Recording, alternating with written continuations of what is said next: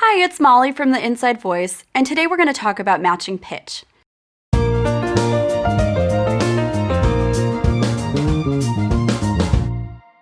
Has anyone ever told you you're tone deaf? Or have you told yourself that?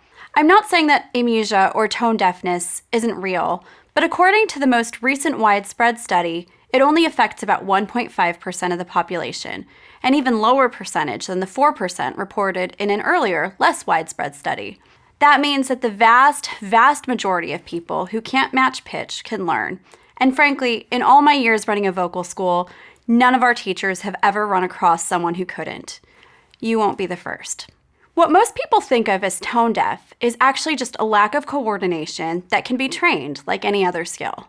You wouldn't look at a person who's never played piano before and blame their lack of ability on a cognitive disorder, or call a person who had never learned to ice skate skating blind.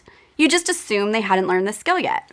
What makes it so much easier to blame vocal ability on tone deafness is that singing is a skill you can learn very early on in life, and so it's something disguised as talent.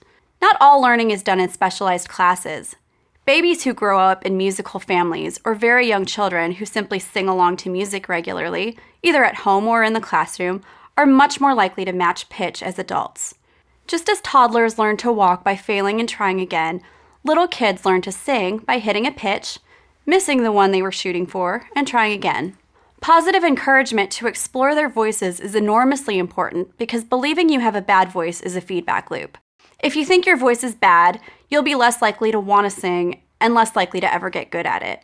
As with any skill, some kids are born more or less coordinated than others, but as with any skill, it's more about education, opportunities, and encouragement than innate talent. I hope no one ever told you you had a bad voice, but if they did, please let me be the first one to tell you that it's not true. You may not have learned to sing yet, but it's never too late, even as an adult. So how do you get started?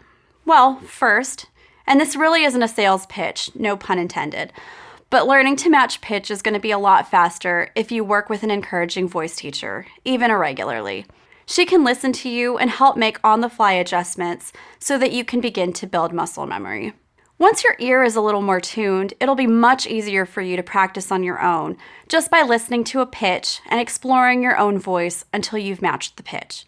It'll be a slow and maybe tedious process at first, but it'll get easier. Eventually, you won't have to think about this aspect of singing, it'll just feel innate. For the full video, with some exercises to help you match pitch, check out theinsidevoice.org. See you next time.